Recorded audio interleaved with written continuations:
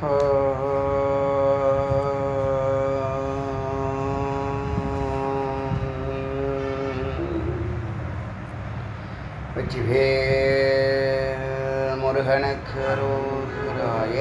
ஸ்ரீ ஸ்கந்த குருவே நமः.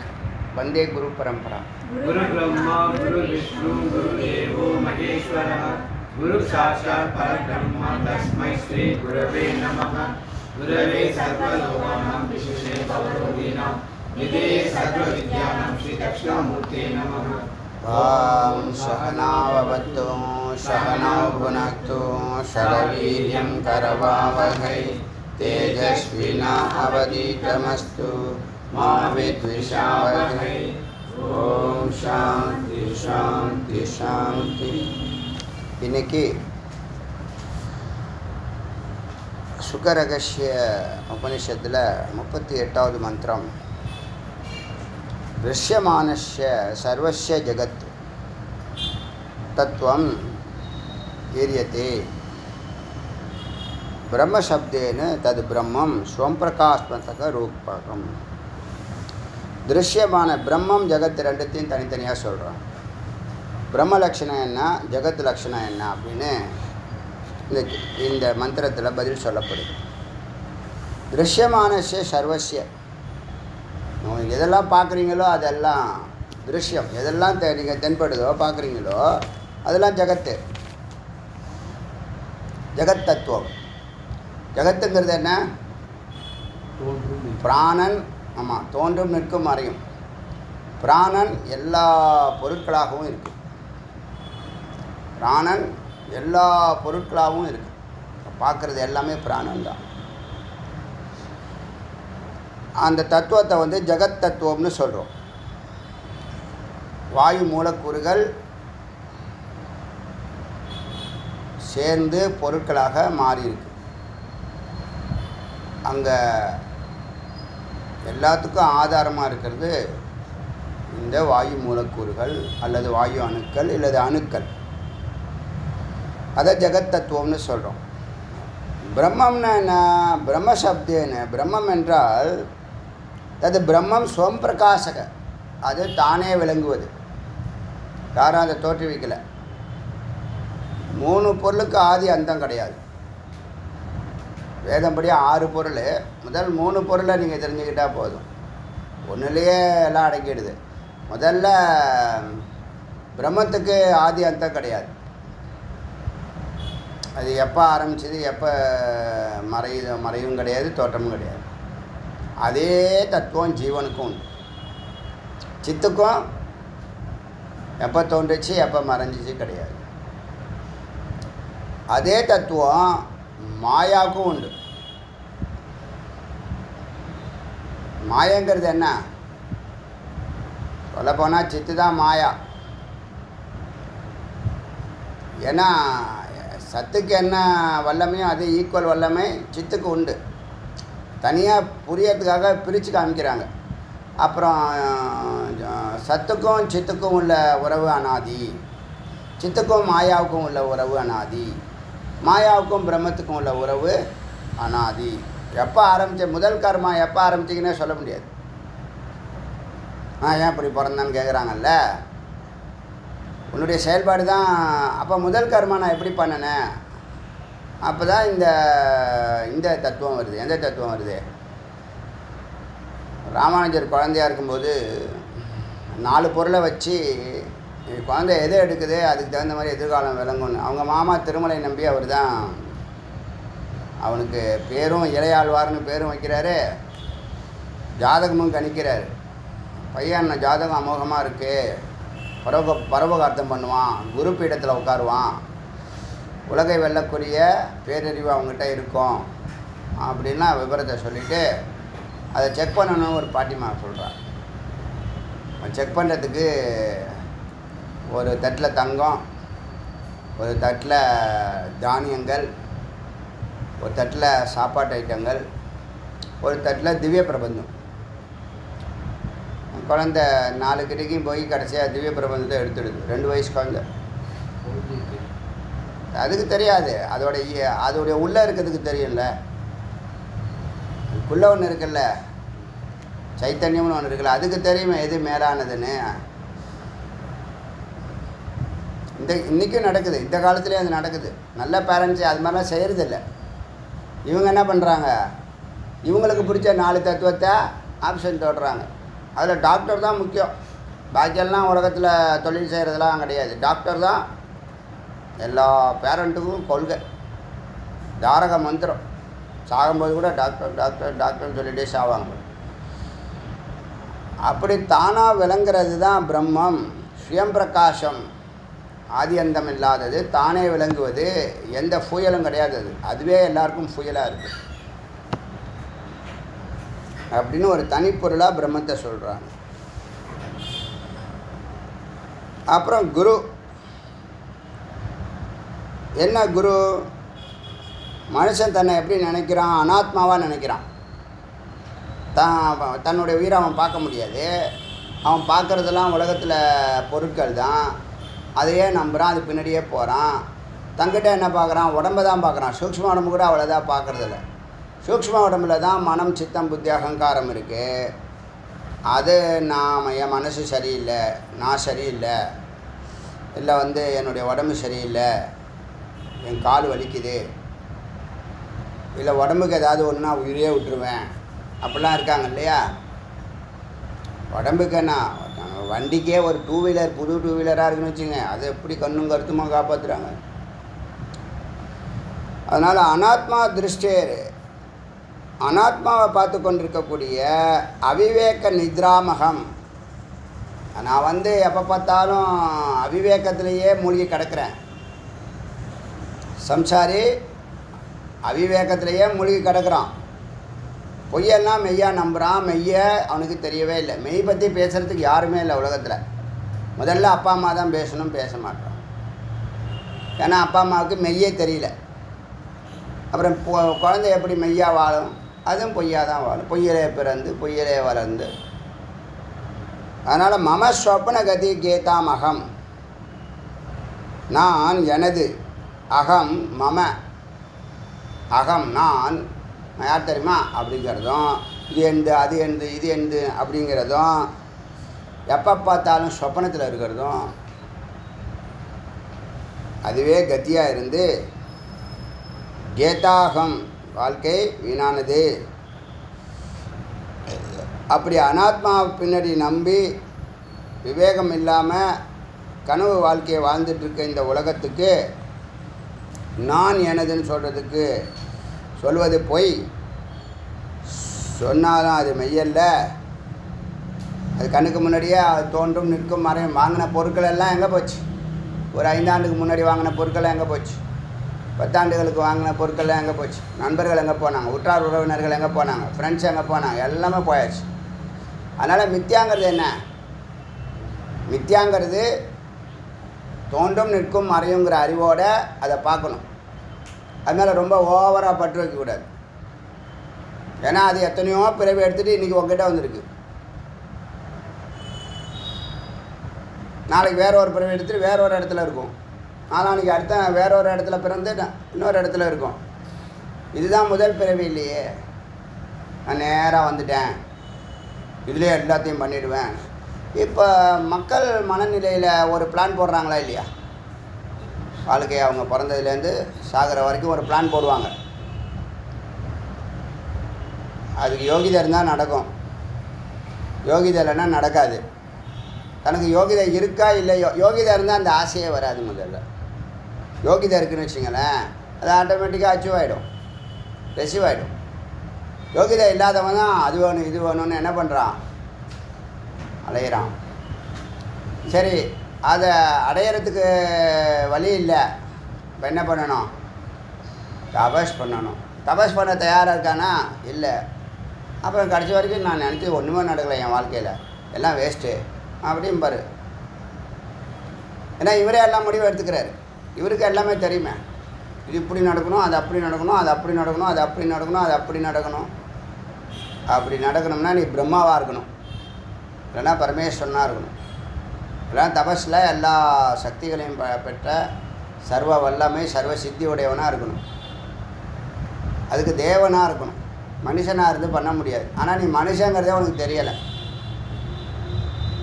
நீ என்னவா இருக்க? நீ மனுஷனாக தான் இருக்க. மோஸ்ட்லி எப்படி இருக்கன்னா மனுஷனுக்கு கீழே தான் இருக்க.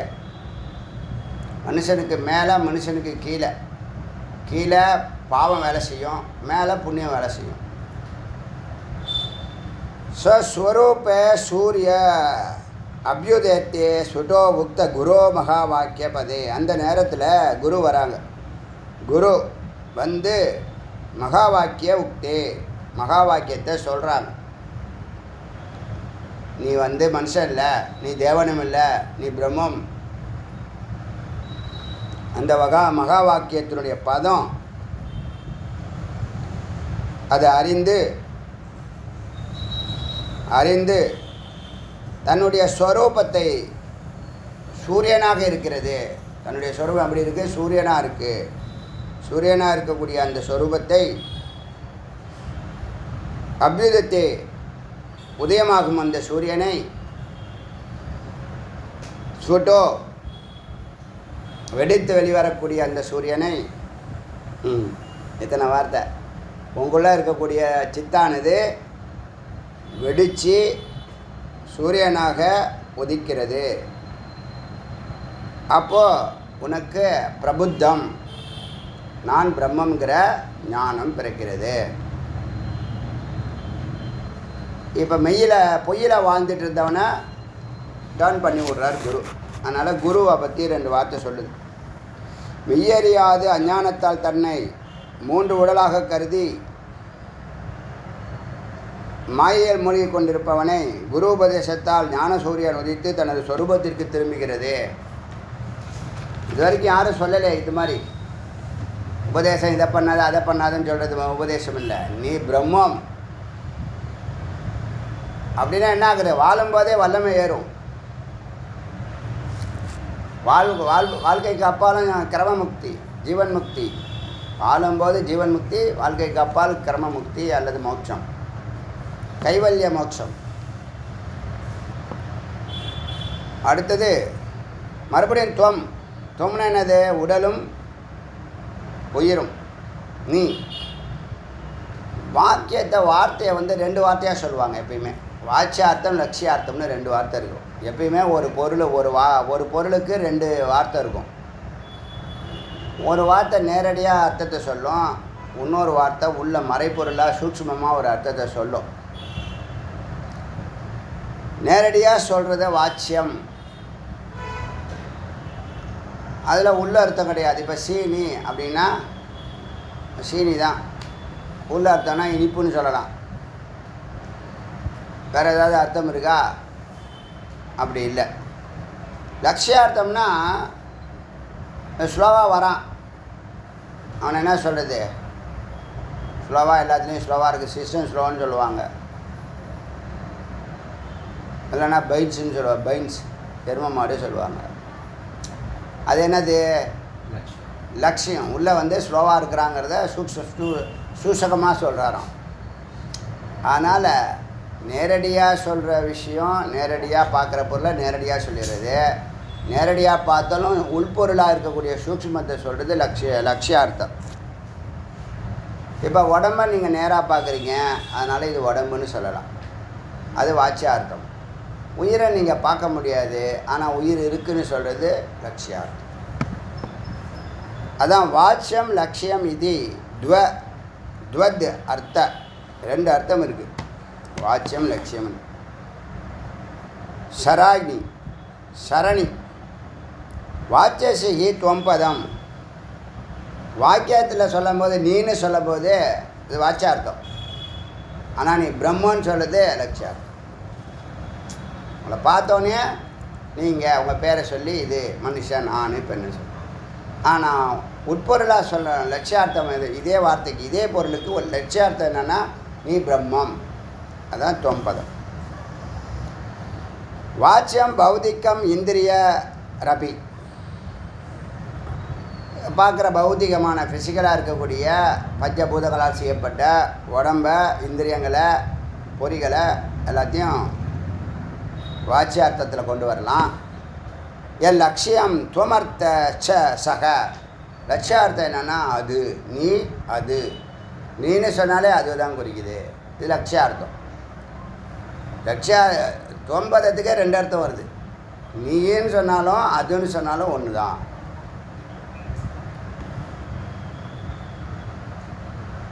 அதனால் தொம்பதமே 2 அர்த்தம் குறிக்கிறது. இது 40வது. அடுத்தது வாச்சியம் தத்பதம் ஈசத்தை ஆக்கிருத்தம் இது லட்சியம் தூ சச்சித் சுகானந்தம். இப்போ தொம சொன்னால் 2 அர்த்தம் கொடுத்துச்சுல்ல, அதே தத்தை பற்றி சொல்லுது. தத்பதத்தை எடுத்துக்கிட்டால் வாச்சியார்த்தம் என்னன்னா சகுன பிரம்மம் ஈஸ்வரனை சொல்லுது.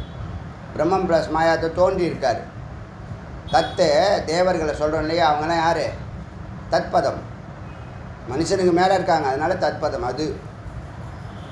இது என்னது? வாச்சியார்த்தத்தில் அது, தத்பதத்துக்கு சகுனத்தில் ஈஸ்வரன் சொல்லலாம். தத்பதம் வாச்சியார்த்தம் ஈஸ்வரன். அதே தத்பதம் லட்சியார்த்தம் சச்சிதானந்த ஸ்வரூபம். நிர்குணமாக சொல்லும்போது சத்து சித்த ஆனந்தம், சகுனமாக சொல்லும்போது ஈஸ்வரன், பிரம்மா விஷ்ணு மகேஸ்வரன், இதெல்லாம் சகுனம். ஸோ பிரம்மம் ததர்த்த ஏச ச தத்தோ தயோர் ஐக்கியம் துவம் அசி இதம். இதில் இது ரெண்டுத்துக்கும் ஐக்கியத்தை ஏற்படுத்துறதுக்கு அசி பயன்படுத்தலாம். யார்? நிர்குணத்துக்கும் சகுனமும் ஒன்று தான் சொல்கிறதுக்கு நிர்குணந்தான் சகுனமாக இருக்கிறது. இந்த இருக்கிறதுங்கும் போது அசி யூஸ் பண்ணலாம். அதனால் அசிக்கு இந்த அர்த்தம், ஐக்கியத்தை ஏற்படுத்தக்கூடிய அர்த்தம். அடுத்தது சகுனத்தில் தான் துவைத்தம், சகுனத்தில் தான் திரைத்தம் எல்லாமும் வருது. விசிஷ்டாத்வைதம் எல்லாம் சகுனத்தில். சகுனம் ஏற்றுக்கலாமான்னா சகுனம் உண்மைதான். சகுனம் உண்மைதான். சகுனம் நீங்கள் உடம்பு எடுத்தால் சகுனம், உடம்பு எடுக்கலைன்னா இல்லைன்னு அர்த்தமா? இதுதான் இங்கே ப்ராப்ளம். ஆனால் இல்லைன்னு நீ பார்க்கலங்கிறதா இல்லைன்னு சொல்ல முடியாது. இல்லை கரண்ட்டு நீ பார்க்கல இல்லைன்னு சொல்ல முடியுமா? காற்று நீ பார்க்கல இல்லைன்னு சொல்ல முடியுமா? வேலை செய்யுதில்ல. கரண்டு, காற்று, ஆகாசம் இதெல்லாம் வேலை செய்தா இல்லையா? 2 ஆகாசமும் காற்றும் சூக்ஷ்மம். அதனால் இல்லைன்னு சொல்ல முடியுமா? நிர்குணமாக இருக்குது. அதனால் துவமிதி தத்திதி, நீ என்றும் அது என்றும். காரிய காரணம், ஒன்று காரணம் ஒன்று காரியம் என்றும். சத் உபாதௌ, சத்தும் மித்தும், காரண காரியம். நீ அது, சத்தும் மித்தும், உண்மையும் பொய்யும். துவத்தையா மிதர இப்படி 2ஆக நிற்கிறது. இருந்தாலும் ஏகம் சச்சிதானந்த ரூபம். அதே இத்தனை பொருட்கள் நிர்குணமாக வரும்போது சச்சிதானந்த ரூபம் ஒண்டி தான் நிற்கும், ஒரே ஸ்வரூபமாக நிற்கிறது. அப்போ சகுனத்தில் தான் இத்தனை வெரைட்டி. சகுனம் ஏன் வரணும்? சகுனத்தை வச்சு தான் காரியத்தை நடத்த முடியும். உடம்பு வேணுமே, உடம்பு வேணுமே. உடம்பு இல்லைன்னு சொன்னால் யார்? காற்றை ஒரு ஆள் பிடிச்சி தள்ளணும். தானாக தள்ளுமா? அது காற்றுக்கு ஒரு தேவதா இருக்குது, அது சூக்ஷ்மமாக தள்ளுது. அதே உடம்பு இருந்தால் யாரும் தலைவான், அவனே ஏந்து நடந்து போவான். செயல்படுறதுக்கு ஒரு உருவம் வேணும், ஒரு வஸ்து வேணும், அதுக்குள்ள சைத்தன்யம் வரணும். ஸோ பொருளாக இருந்தால் தான், அதில் சைத்தன்யம் இருந்தால் தான், அது தோன்றுனாதான் அது செயல்படும், தானாக செயல்படும். தானாக செயல்படணும், ஆசை காட்டி செயல்படுத்த வச்சிடும். என்ன பண்ணுது? எல்லாருக்கும் ஆசையை காமிச்சு தானே செயல்பட வைக்குது.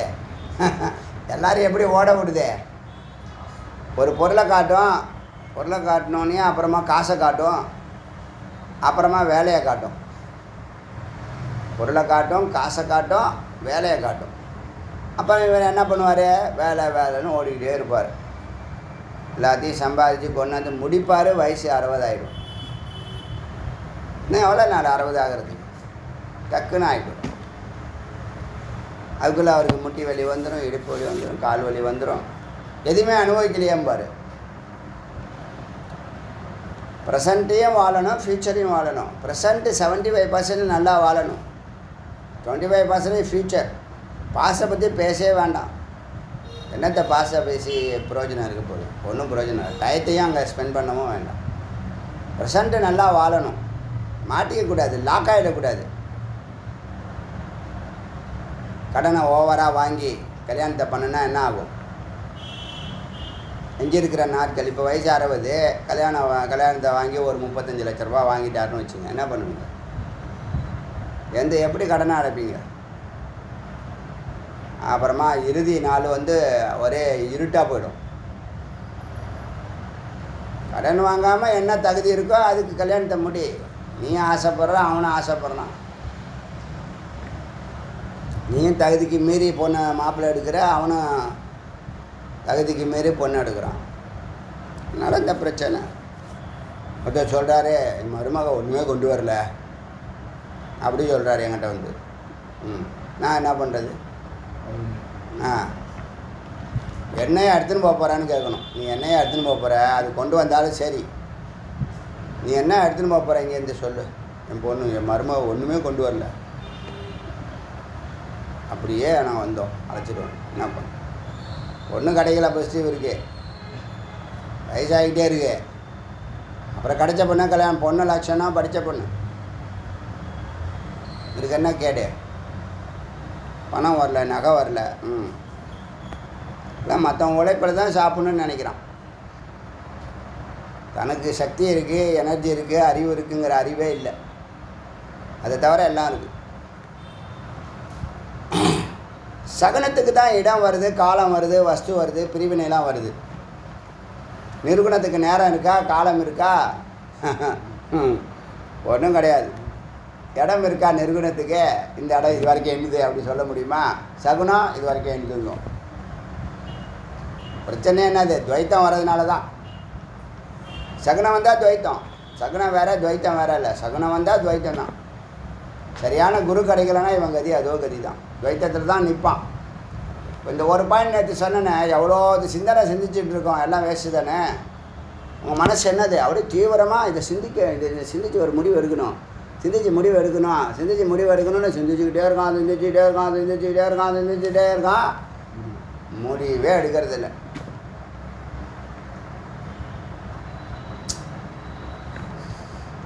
அதனால் நீ சிந்திக்கிறதெல்லாம் வேஸ்ட்டு தான்.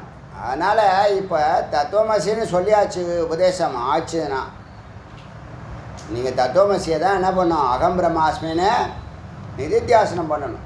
அதுதான் வேலை. இதுதான் நேற்று சொன்னல, நல்ல சத்குரு கிடைச்சாங்கன்னா இந்த மாதிரி உபதேசம் ஆச்சா, ஒரு மலையில் போய் உட்காந்து அதையே தியானம் பண்ணுவாங்க. யாரையும் பார்க்க மாட்டாங்க சித்தி அடைகிற வரைக்கும். நிறைய போராட்டங்கள் இருக்குது. சும்மா கிடைச்சிடாதுல்ல.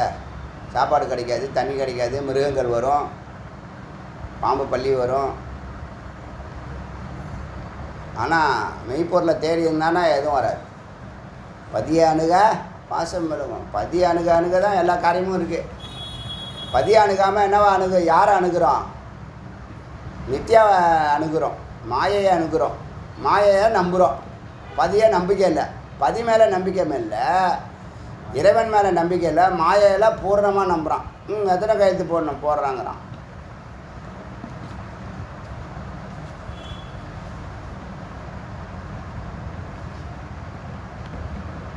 உபாதியை நீக்க ஸ்வரூபம்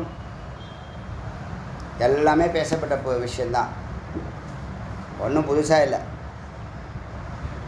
ஏற்கனவே இந்த உபநிஷதெல்லாம் கடந்து வந்ததுனால இது சீக்கிரமாக எளிமையாக முடிக்கிறோம். விசாரம் இல்லை, எல்லாம் பேசின விஷயம், எல்லாம் விசாரம் பண்ண விஷயம்.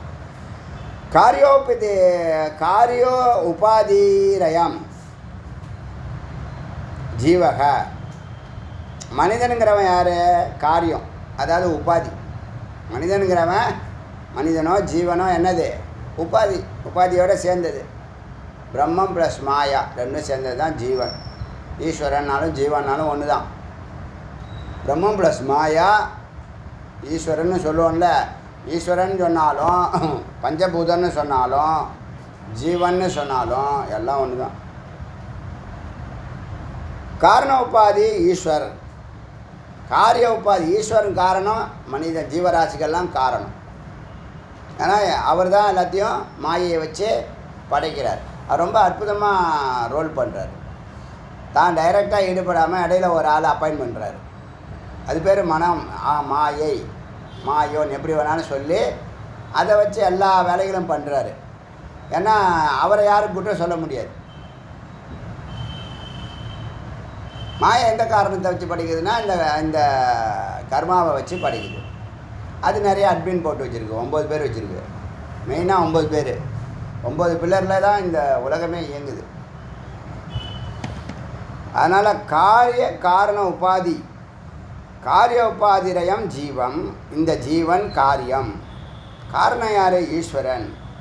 காரிய காரண தாம் ஹித்வா, காரியத்தையும் காரணத்தையும் விளக்க பூரணம் போதோ அவசிஷத்தை, எஞ்சி இருப்பது பிரம்மம். காரணம் காரியத்தை ரெண்டுத்தையும் நீக்கிட்டீங்கன்னா எஞ்சி இருக்கிறது ஜீவன். இப்போ காரண காரியத்துக்கு அப்பாலே இருக்கார் இவர். காரணம் யார் கேட்டால் மாயை சொல்லுவார். அவர் படைக்கலை. அவர் என்ன சொல்கிறார்? என்ன நான் பலவாக பிரிச்சுக்குவேன்னு சொல்கிறார்.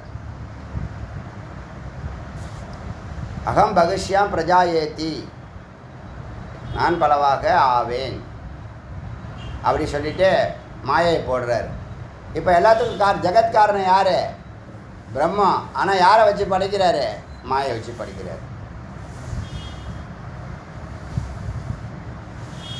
ஜெகத்துக்கு மட்டும் அவர் காரணம் இல்லை, எல்லாத்துக்குமே அவர் தான் காரணம். ஒரு இடத்துல நிலையாக இருக்கார், ஒரு இடத்துல அலையாக இருக்கார், ஒரு இடத்துல நுரையாக இருக்கார். எல்லா அணுக்களும் யார்? எல்லா அணுக்களும் வாயு, பிராணன். எல்லா அணுக்களும் பிராணன்னு சொன்னால் இந்த பிராணன் யார்? அதுதான் மாயை. அந்த மாயை யார்? பிரம்மத்தினுடைய மனம், அதாவது அலை. அசையும் பொருள் மாயை, அசையா பொருள் பிரம்மம். அசையும் பொருள் தன்னை பலவாக ஆக்குனுச்சுன்னா அது பிம்பம்னு சொல்லிக்கலாம், இருக்குன்னு சொல்லலாம், இல்லைன்னு சொல்லலாம், எப்படி வேணாலும் சொல்லலாம். ஏன்னா அந்த மூலக்கூறுகள்லேருந்து தான் வந்திருக்கு. அதனால்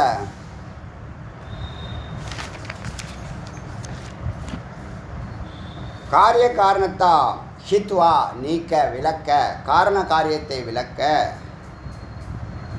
அவசிஷத்தை, எஞ்சிருப்பது பூர்ண போதம், பூர்ணம் என்ற ஞானம்.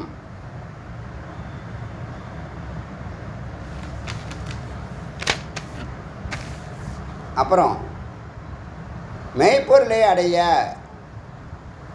3 காரகம், 3 காரணங்கள். குரு, சிரவணம், பூர்வம். குரு, அப்புறம் முதல்ல பூர்வம் சிரவணம், காது கொடுத்து கேட்கணும்.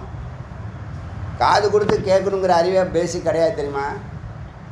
95% மக்களுக்கு ஒருத்தவங்க பேசினா இன்னொருத்தவங்க காது கொடுத்து கேட்கணுங்கிற அறிவே இல்லை. என்ன நினைக்கிறாங்கன்னா, நம்ம அவனை விட பெரிய ஆளுன்னு காமிக்கணும்னு சொல்லிட்டு என்ன பண்ணுறாங்க, அவன் ஒன்று சொல்ல ஆரம்பித்தா இவன் அதுக்கு மேலே 2 சொல்கிறான், அவன் 3 சொன்னால் இவன் 4 சொல்கிறான், அவன் 5 சொன்னால் இவன் 6 சொல்கிறான். 2 பேருமே கிளாஸ் ஆகுது, 2 பேருமே புரிஞ்சிக்கல. அதனால் முதல்ல சிரவணம். அப்புறம் நீ பேசலாமான்னு அப்பயும் பேசக்கூடாது, மனனம், சிந்திக்கணும். சரியா தப்பா? குரு சொல்கிறாங்களே, வேதம் சொல்லுதே, நாங்கள் சிந்திச்சு பார்த்து எதாவது மறுக்க முடியுதா? எதுவுமே மறுக்க முடியலையே. அடடா, நம்ம பொய்யான வாழ்க்கையில் பொய்யிலேயே இவ்வளோ நாள் போயிட்டோமே, பரவாயில்ல இப்பயாவது விழிச்சுக்கிட்டீங்களே அப்படின்னு நினைக்கிறோம். அதனால் பூர்வம் குரு சிரவணம், குருவை பார்க்கணும், சிரவணம் பண்ணணும். அதான் பூர்வம், முதல்ல செய்ய வேண்டிய விஷயம். அப்புறம் ததந்தரம், அதற்கு பிறகு தது பரம்னு சொல்கிறோம்ல, தது அப்புறம், அப்புறம்னு சொல்கிறோம்ல, அப்புறம்னு சொல்கிறோம்ல, அதுக்கப்புறம்னு சொல்கிறோம்ல, அது சம்ஸ்கிருத வார்த்தை தான். தது பரம், அது பரம். எது இதெல்லாம் அதில் வருது, சம்ஸ்கிருதே வருது. சரி, இருந்துட்டு போட்டோம். தது அந்தரம், அதுக்கு பிறகு மனனம். என்னது சொன்னது உண்மையா பொய்யா? உதாரணம்லாம் சொல்கிறாரு, அது கரெக்டாக இருக்கா, சயின்டிஃபிக்காக இருக்கா, சும்மா கற்பனையில் அடித்து விட்றாரா அப்படின்னு இல்லாமல் நீங்கள் சிந்திக்கிறீங்க. சொந்தமாக சிந்தித்ததுக்கப்புறம் அதை தியானத்தில் கொண்டு போய் அந்த வார்த்தையை என்ன பண்ணுறீங்க, உங்கள் உயிரோட கரைக்கிறீங்க. நிதி தியானசனத்தில் என்ன நடக்குதுன்னா, உங்கள் உயிரும் உங்கள் அறிவும் ஒன்றாகிறது. உங்கள் உயிரும் சத்தும் உங்கள் அறிவும் சித்தும் ஒன்றாகிறது. இல்லை குரு சொன்ன வார்த்தையான அந்த வாக்கியம் அல்லது அந்த வார்த்தை உங்கள் உயிரோடு இரண்டரை கலக்கிறது. நீங்களும் உங்கள் வார்த்தையும் அறிவு சொரூபம் தான். எதோட சேர்றீங்க? அறிவோடு தான் சேர்றீங்க. தண்ணீர் தானாய் சத்தோடு சித்து. எப்போ கரையும்னா ஏகாந்தத்தில் தான் கரையும். ஏன்னா அங்கே அது ஒரு ஆழமான ஒரு பாயிண்ட். அது அந்த பாயிண்ட்டுக்குள்ளே போனால் தான் அது கரையும். உண்டா இல்லையா? ஒரு நீர் ஒரு குறிப்பிட்ட வெப்பநிலை தானே கொதிக்கும். அந்த வெப்பநிலை அந்த பாயிண்ட்டு தான் நிதித்தியாசனம். இது புரியுதா? மனநத்துக்கு என்ன சொன்னோம்? ஒரு வார்த்தை மெய்ப்பொருளான்னு சிந்திச்சுக்கிட்டே இருக்கணும். தொடர்ந்து அதையே ஃபோக்கஸ் பண்ணணும். ஒரு அணுவை பிளக்கிறதுக்கு ஏதோ ஒன்று பண்ணுறாங்கல்ல, அதுக்கு ஏதோ வார்த்தை இருக்குது இங்கிலீஷில். இல்லை அந்த அணுவை உடைப்பாங்கல்ல, பிரேக் பண்ணுவாங்கல்ல, விஷன் தானா? ஃபியூஷன். கரெக்ட். உடைக்கிறது. Very good. எதுக்கு உடைக்கிறாங்கன்னா அதோடைய பவர், மொத்த பவரையும் கரண்ட்டுக்கு. இப்போ ஆட்டம் பவரில் தானே இது கரண்ட்டு தயாரிக்கிறாங்க மோஸ்ட்லி. அதிகமாக தமிழ்நாட்டுக்கு நிலக்கரியிலேருந்து கிடைக்கிறது. கோயல், அப்புறம் வாட்டர் தெர்மல், அப்புறம் இந்த அணு உலை. அது மாதிரி ஒரு வார்த்தையை நீங்கள் ஃபோக்கஸ் பண்ண அந்த வார்த்தை உடைஞ்சி அதுக்குள்ளே உள்ள மெய்ப்பொருள் நல்லா தொடங்கும். அந்த மெய்ப்பொருள் உணர்ந்தீங்கல்ல, அந்த உணர்ந்த பொருள் உங்கள் உயிரோட கலக்க வைக்கிற வேலையை தான் நிதித்தியாசனம் பண்ணுது. அது புரியுதா? மனநத்தில் அந்த வார்த்தை சிந்திச்சுக்கிட்டே இருப்பீங்க. சிந்திச்சத வார்த்தை உங்களுக்கு ஒரிஜினலைசேஷன் எப்படி சொல்கிறது? அதை ஆமாம், நீங்கள் இணையறதை எப்படி சொல்கிறது? அத்வைதம் நம்ம சொல்கிறோம், சேர்றதுன்னு சொல்கிறோம், கரையிறது, கலக்கிறது. பிரிக்க முடியாத கலவை. சர்க்கரையும் பருப்பையும் கலந்தால் சேர்த்தல், மறுபடியும் பிரிச்சிடலாம். நீரையும் பாலையும் சேர்த்தா பிரிச்சிடலாம். காப்பி, நீர், காப்பித்தூள், பால், சர்க்கரை பிரிக்க முடியாது. அது ரொம்ப எக்கச்சக்கமான ஏதாவது இருக்கும் பிரிக்கிறது, ப்ராசஸ் இருக்கலாம். கேஷுவலாக பிரிக்க முடியாது, சாமானியமாக பிரிக்க முடியாது இல்லையா? அது மாதிரி பிரிக்க முடியாத கலவை. எப்படி சுவாமி அம்பாள் பிரிக்க முடியாது. பிரித்தா ரெண்டும் இறந்து போயிடும், செயல்படாமல் போயிடும். ஒரு விதையை ரெண்டாக பிரிக்க முடியாது, பிரித்தா செயல்படாமல் போயிடும். பிரிக்க முடியாத தத்துவமாக இருக்குல்ல, அந்த நிலைக்கு கொண்டு போகிறது நிதித்தியாசனம். நிதித்தியாசனத்தில் என்ன பண்ணுது? நீங்கள் ஏகாந்தமாக இவ்வளோ நாள் நீங்கள் ஒரு வார்த்தை கொடுத்தாரு, அதை நீங்கள் நிதித்தியாசனம் பண்ணுற திதிக்ஷான்னு சொன்ன, இப்போ சர்வஜன்னு சொன்னேன்னா, இந்த சர்வஜ நிலையில் சர்வஜனா 5 நிலைகளில் அறிவு, பேரறிவு. அந்த அறிவை நாம் கேதர் பண்ணி நாம் சர்வஜனாக நம்ம ஆயிட்டோம் அப்படின்னு சொன்னால் அது கரைஞ்சிடுச்சின்னு அர்த்தம். அது சும்மா அது பொய்யினாலும் நான் கரைஞ்சிட்டேன், நான் சர்வஜன் ஆகிட்டேன்னு சொல்ல முடியாது. அப்போ என்ன, அது மனநத்தில் அது நிற்கும், ஸ்ட்ராங்காக நிற்கும். அந்த சர்வஜ வார்த்தையை கொண்டு போய் உள்ளே என்ன பண்ணணும்? ஒரு பாயிண்ட்டில் எந்த பாயிண்டில் அது கரையுமோ அந்த பாயிண்ட்டுக்கு சர்வஜ வார்த்தையை கொண்டு போகணும். அதுக்கு தான் தியானம். சூக்ஷ்மமான அந்த பாயிண்ட்டுக்கு கொண்டு போகிறதுக்கு தான் தியானம். மனநத்தில் என்ன நடக்குது? நல்லா அறிஞ்சிட்டோம், நல்லா புரிஞ்சிச்சு, நல்லா உணர்ந்துட்டோம், இதை செயல்படுத்தியே ஆகணும். அப்படி செயல்படுத்துறீங்கல்ல, அதுதான் நிதித்தியாசனம். இது ஃபைனல் பண்ணி செயல்படுத்துறீங்க, கையெழுத்து போட்டிங்க. ஃபைனல் பண்ணுறது தான் மனனம். எந்த அளவுக்குன்னா சத்தியம் வெளிப்படுற அளவுக்கு நீங்கள் உணர்ந்துட்டீங்க, அடுத்தது இதை நீங்கள் செஞ்சே ஆகிடுங்க, செயல்படுற அறிவு வந்துடும். இப்போ ஏன் செயல்படலைன்னா மன்னனத்துக்கு போகிறதில்ல யாருமே.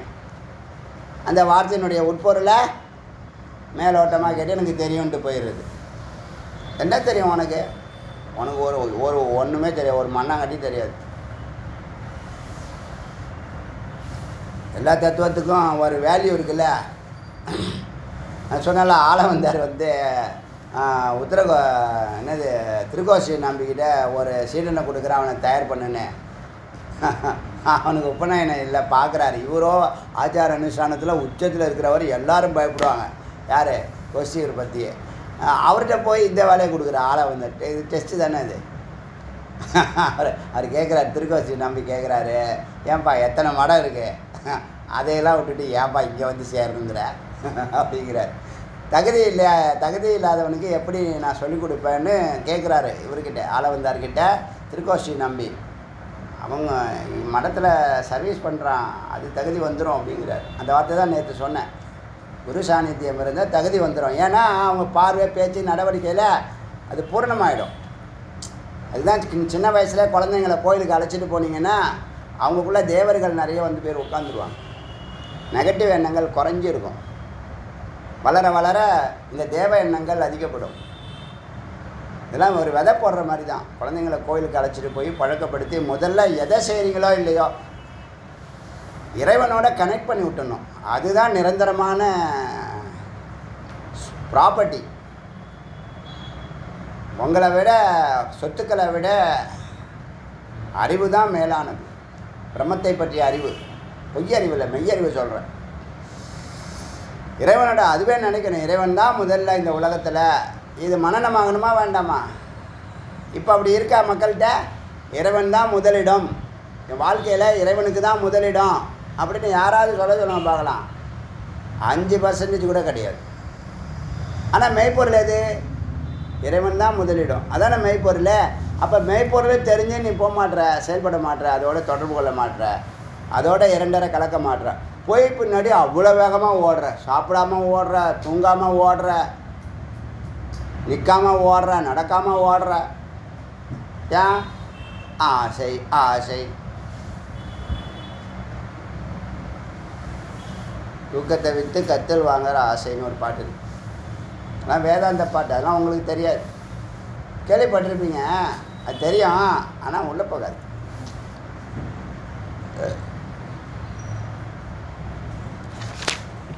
இப்போ நிதித்தியாசனம் என்ன தெரியுதா? நிதித்தியாசனம் என்ன? அறிஞ்ச உண்மையை, உணர்ந்த உண்மையை செயல்படுத்தியே தீரணும்னு முடிவெடுத்ததுக்கு அப்புறம் எந்த பாயிண்டில் கொண்டு அதை வச்சா உங்கள் உயிரோட கலக்குமோ, உயிரோட கலந்தால் என்ன அட்வான்டேஜ்னா, நீ அதை சிந்திக்க வேண்டாம். இறங்க மாட்டேன்னு சொல்கிறோம்ல, நீ ஞானத்தில் ஏறத்தான் செய்வ, இறங்க மாட்டேன்னு சொல்கிறோம்ல. எந்த நேரத்தில் அது தானாகவே வெளிப்படும். அது பிரச்சனை வந்தால் அதுவே என்ன பண்ணும்? ஆட்டோமேட்டிக் கைனட்டிக்னு சொல்கிறோம் இல்லையா? கைனட்டிக் தானே அது. ஆட்டோமேட்டிக் கைனட்டிக்னு 2 இருக்குல்ல. சரி, ஆட்டோமேட்டிக் தெரியுமா? ஆட்டோமேட்டிக் எப்போ? சிரவணம் மனனமாகி பொருளுடைய மெய்ப்பொருளை அறிஞ்சதுக்கப்புறம் அதை கொண்டு போய் உயிரோட சேர்க்கறது. சேர்ந்தா அந்த பாயிண்ட்டு உயிருக்கு உயிராய் இரண்டரை கலந்து நிற்கும். அது எங்கே பிரச்சனை வருதோ, எங்கே பள்ளம் வருதோ அங்கே தாண்டும். எங்கே யாரை ஃபேஸ் பண்ணணுமோ அவங்கள ஃபேஸ் பண்ணணும். எங்கே வேகமாக ஓடணுமோ வேகமாக ஓடும். எங்கே ஜெயிக்கணுமோ அங்கே ஜெயிச்சு காட்டும். அது புரியுதா? புரியுதா? அதான் ஞானம். அது எப்போ நடக்கும்? தியானம் பண்ணி அந்த வார்த்தையை அவங்க கொண்டு போய் சேர்க்கணும். அது ஒரு வேலை. இல்லைன்னா உனக்கு தெரியும்னா 2 நாளைக்கு தெரியும், அப்புறம் மறந்துடுவேன். உங்கள் ஜனவரி 31, டிசம்பர் 31 நம்ம இது போடுறோம்ல, நாங்கள்லாம் அப்படி போடுறதில்ல. போட்டால் கரெக்டாக செயல்படுறோம். இந்த வருஷம் 10 உபநிஷத்து எத்தனை பார்த்துருக்கோம்? இந்த வருஷம்ப்பா எத்தனை உபநிஷத்து பார்த்துருக்கோம்? இந்த வருஷம் ஜனவரி ஸ்டார்ட் பண்ணி எத்தனை உபநிஷத்து போயிருக்கு? அதுவே தெரியலையா? நல்லா தெளிவாக தான் இருக்கீங்க. தெரிஞ்சாலும் தெரியாதுன்னு சொல்லிடுவான்.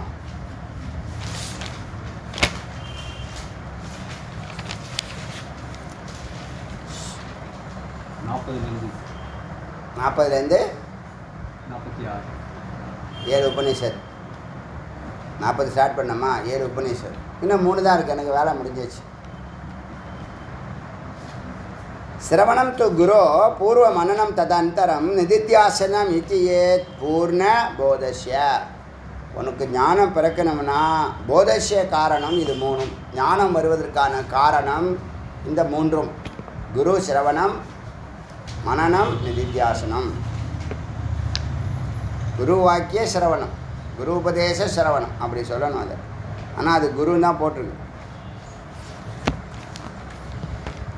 நிதித்தியாசனத்தை பற்றி கொஞ்சம் டச் பண்ணிட்டோம். எதுக்கு நிதித்தியாசனம் பண்ணணும்? தியானமே பண்ண வேண்டாம், தியானமே அவசியம் இல்லை. தியானத்துக்குள்ளே போய் நிதித்தியாசனம் பண்ணணும். இந்த வார்த்தையை நன்றாக சிந்தித்து இது மெய்ப்பொருள், இது அப்ளை பண்ணணும், இது செஞ்சு பார்க்கணும் அப்படின்னு முடிவுக்கு அதில் நிற்கிறீங்கல்ல, அது பேர் நிதித்தியாசனம். ஃபைனல் பண்ணுறீங்களா, அதுக்கு பேர் பண்ணணும். புரியுதா இல்லையா? இப்போ திதிக்ஷா 5-6 வருஷம் போச்சுல்ல, ஏன்? அது எனக்கு பூர்ணமாக ஆகலை. ஆகிற வரைக்கும் அதுலேயே நின்றுட்டே இருந்தேன். ஆச்சு, அதை கடந்தோம். அப்புறம் வேக்கண்ட்டாக ரொம்ப நாள் சும்மாவே இருந்தோம், சின்ன சின்ன வேலைகள் பார்த்துட்டு இருந்தோம். இப்போ சர்வைக்கியன்னு ஒரு வேலை. சர்வைக்கியங்கிற வார்த்தை சும்மா சாதாரண வார்த்தை இல்லை, எந்த மிராக்களும் கிடையாது. ஆனால் மேன்மையான நிலை தந்துடும். பிரம்மத்தோட பிரம்மமாயிடலாம், அதான் மிராக்கள். பிரம்மஸ்வரூபத்துக்கு போயிடலாம். அறிவில் 5வது நிலை உச்சம், அதுக்கு மேலே கிடையாது, எந்த ஸ்தானமும் கிடையாது. பிரம்மஸ்வரூபம் தான் சர்வஜ நிலை. விளங்கணும், சும்மா நான் சர்வஜன் விளங்கணும். அது விளங்கணும். 1 கோடி பேர் சிஷ்யனை உருவாக்குனா 1 கோடி சிஷ்யர்கள் ஞானோபதேசம் பெற்று ஜீவன் முக்தர்களாக ஊர் ஃபுல்லாக நாடு ஃபுல்லாக அங்கங்கே ஒருத்தன் சொல்லி கொடுத்துட்ருக்கணும்.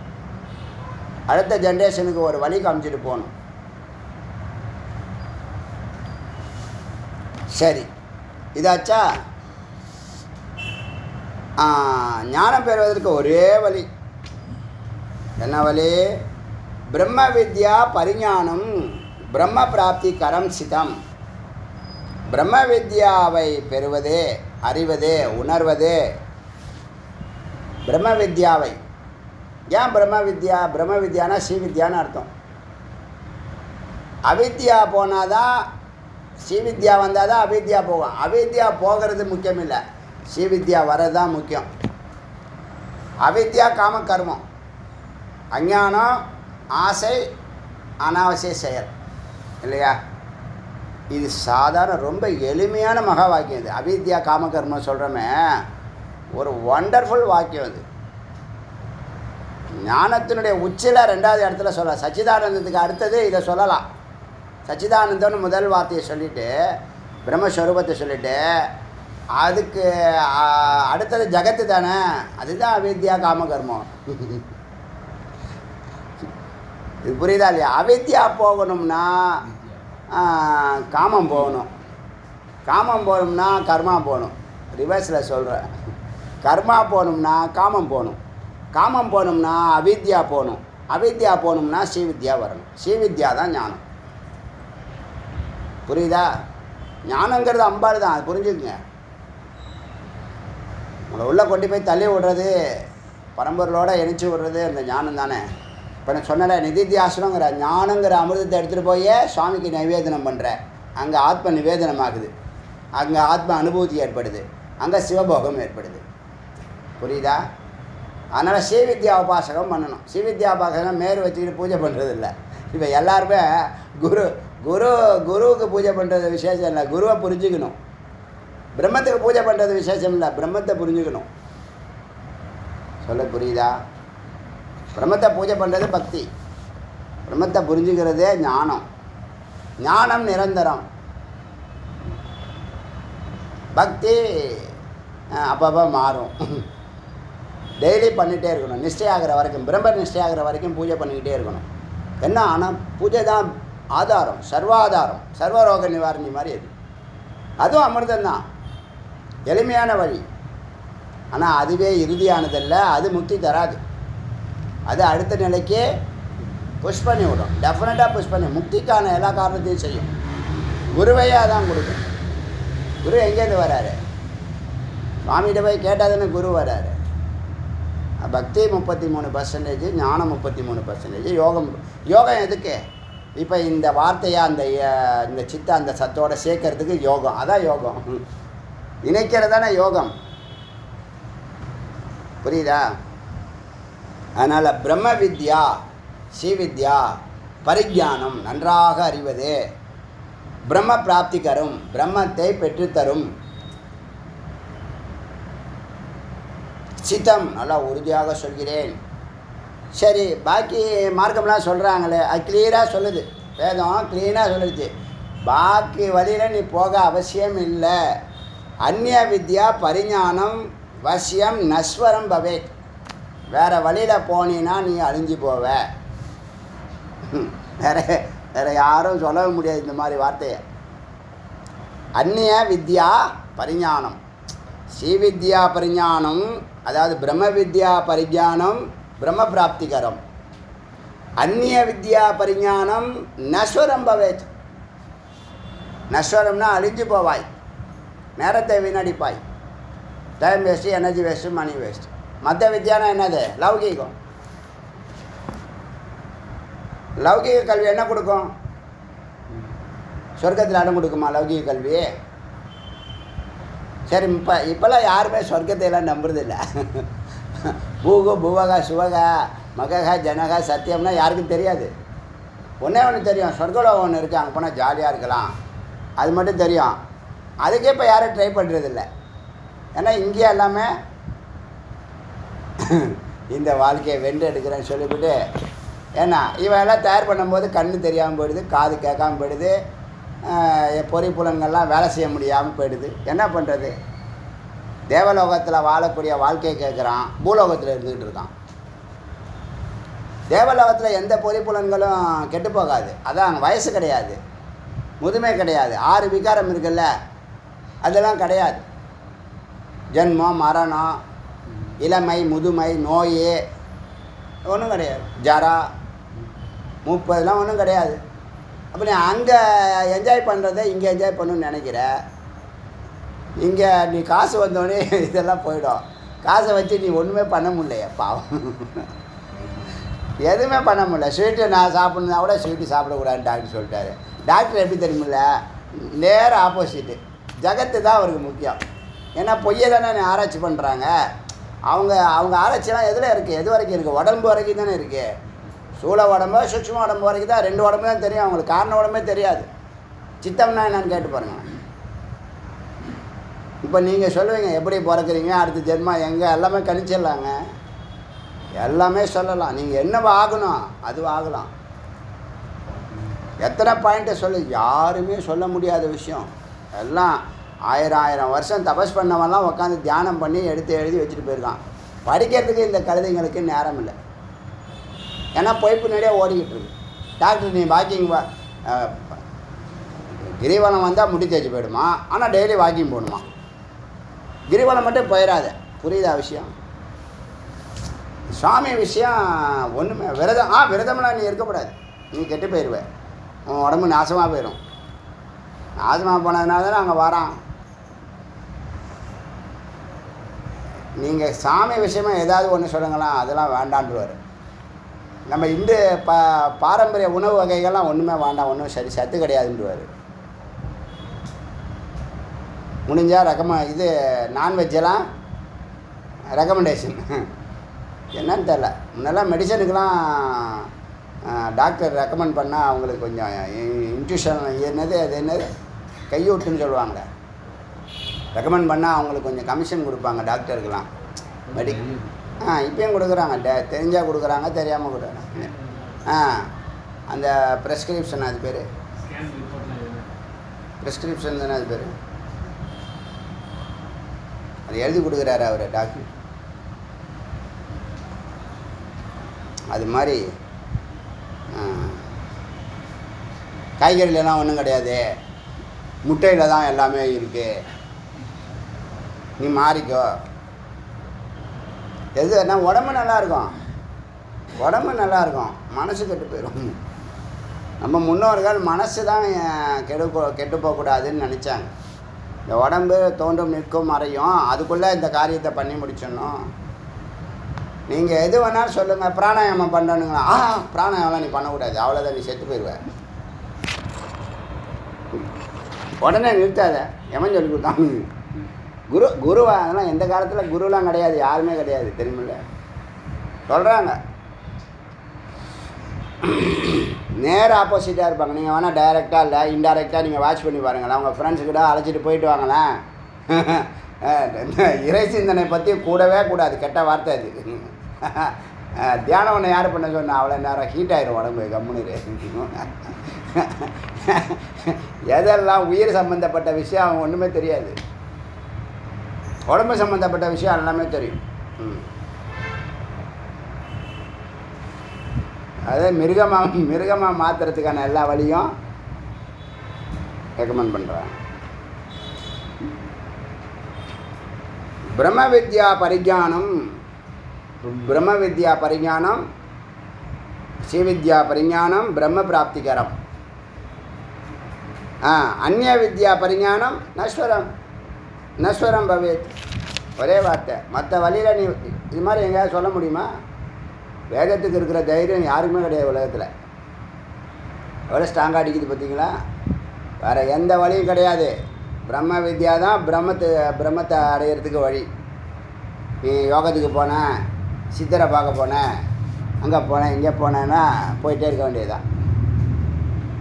பிரம்மத்தை பார்க்கணும்னா ஏயா நீ டெல்லிக்கு போகிறேன்னா டெல்லியில் போகிற ட்ரெயினில் தானே ஏறணும்.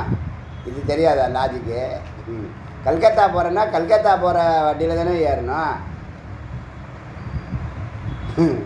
இது கூட தெரியாதா? கல்கத்தா போகிறேன்னு பாண்டிச்சேரி வண்டியில் ஏறினா போகிறப்பே பாண்டிச்சேரி போகிறான். இங்கேயே குழப்பம், ஆரம்பத்திலே குழப்பம். அங்கே போனால் இன்னும் கொஞ்சம் குழம்பிடுவான். இது தெரியாதா? இந்த ஊருக்கு போகிறதுக்கு இந்த வண்டி தானே, ஒரே வண்டி தான் இருக்குது. அது ஃப்ளைட்டாக இருக்கட்டும், கப்பலாக இருக்கட்டும், எதில் வேணாலும் போ, டைரக்ஷன் இதுதான். அடுத்தது மகா வாக்கியானி உபதேசித ஷடங்கானி தேசிகः கேவலம் நகி வாக்கியானி பிரம்மனோ வச்சனம் யதா. அதாவது குரு என்ன சொல்கிறார்? பிரம்மா தன்னுடைய ஐடியா சொல்கிறார். என்ன சொல்கிறாருன்னா, மகா வாக்கியங்களை நேரடியாக உபதேசம் பண்ணாதீங்க. வாக்கியத்தை தனித்தனியாக பிரித்து வார்த்தைகளாக முதல்ல சொல்லிக் கொடுங்க. தத்பதம்னா என்ன, தொம்பதம்னா என்ன, அசிபதம்னா என்னன்னு சொல்லுங்கள். அப்புறம் அப்படியே கனெக்ட் பண்ணி விடுங்க அந்த 6 அங்கத்தை. அதுக்கு தான் இந்த ஜபம், 6 அங்க ஜபம் சடங்கானி சொல்லுதில்ல, அது சொல்லுது. கேவலம் நகி வாக்கியானி, வாக்கியத்தை மட்டும் டைரெக்டாக தத்துவமசின்னு சொல்லாதீங்க, அகம் பிரம்மாஸ்மின்னு தியானம் பண்ண சொல்லாதீங்க. என்ன அர்த்தம், அகம்னா என்ன, துவம்னா என்ன, அசினா என்ன, அஸ்மினா என்ன, ஆத்மனா என்ன, எல்லாம் சொல்லிக் கொடுங்க. எல்லா வாத்தியாரும் அப்படி தான் சொல்லி தருவாங்க. ஆனால் இவங்க குரு இல்லாதவன் அவனே என்ன பண்ணுவான்? ஏதாவது புக்கில் படிச்சுட்டு அவன் எதெல்லாம் சொல்லிக் கொடுக்கலையோ அதெல்லாம் கரெக்டாக செய்வான். எதை சொல்லிக் கொடுப்பாங்களோ அதை செய்ய மாட்டான். ஸோ மகா வாக்கியானி உபதேசித்த சடாங்கானி தேசிகனா குரு. தேசிகர்னா என்னது? திக்கு காட்டுபவர்கள். கடவுள் இங்கே இருக்கார், இந்த வழியாக போ, இந்த கோயில் நீ கேட்குற கோயில் இந்த பக்கம் இருக்குதுன்னு சொல்கிறான்ல, அந்த திசையை காட்டினா தேசிகர். தேசிகர்கள் வாக்கியங்களை சொல்லாமல் அங்கங்களை சொல்லுங்கள். உபதேசம் பண்ணுங்க. மகா வாக்கியானி என்ன உபதேசித்த, மகா வாக்கியத்தை சொல்லாமல் அங்காணி அந்த 6 அங்கங்களை சொல்லி ஜபம் பண்ண சொல்லுங்கள். அதுக்கப்புறமா அர்த்தம் சொல்லி கொடுங்க. அதுக்கப்புறமா கனெக்ட் பண்ணி விடுங்க. குருமார்களுக்கு பிரம்மாவின் உபதேசம் முழுமையான மகா வாக்கியங்களை உபதேசிக்கும் முன் 6 அங்கங்களை உபதேசிங்கள் என்றார். அப்போ இதெல்லாம் உபதேசம் முடிக்கிறார் பரமேஸ்வரன், உபதேசத்தை முடிக்கிறார். ஈஸ்வர வாச்ச, நாளையோட முடியும், இன்றைக்கி முடியாது, நாளையோட முடிக்கலாம். ஈஸ்வர வாச்ச, ஈஸ்வரன் இப்போ உபதேசத்தை முடிச்சிட்டாரு. சொல்கிறார், என்ன சொல்கிறாரு? முனிஸ்ரேஷ்ட ஏ சுகதேவா, அவனை முனிஸ்ரேஷ்டன்னு சொல்கிறார். ஞானம் வந்துடுச்சு இல்லை, முனிஸ்ரேஷ்ட, முனிவர்களுக்கெல்லாம் சிறந்த முனிவரே. வியாசன பிரம்மவாதின, உங்கள் அப்பா வியாசர் இருக்காரு, அவரே பிரம்மவாதி, அவரே பிரம்மஞானம் பெற்றவர், பிரம்மவித்து. அவருடைய பித்ரா அனுநீத்தேன, அவருடைய பிரார்த்தனையினால் வேண்டுகோள் விடுத்ததுனால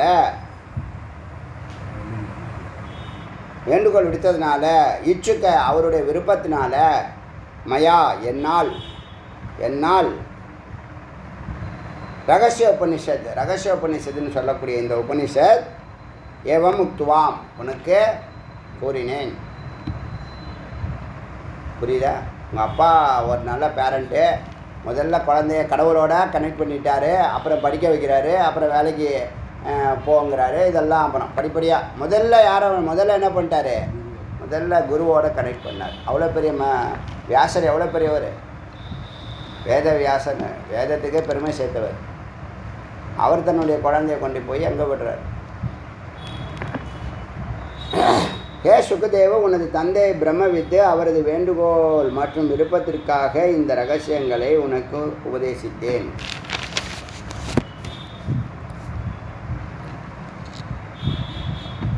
தத்தோ பிரம்ம உபதிஷ்டம். ரொம்ப டயர்டாக இருக்கீங்க, நாளைக்கு பார்க்கலாம்.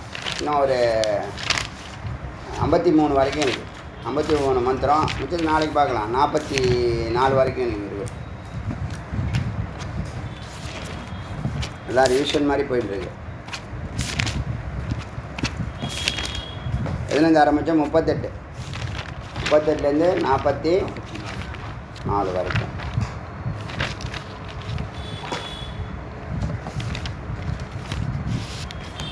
அருணாச்சல சிவ அருணாச்சல சிவ அருணாச்சல சிவ அருணாச்சல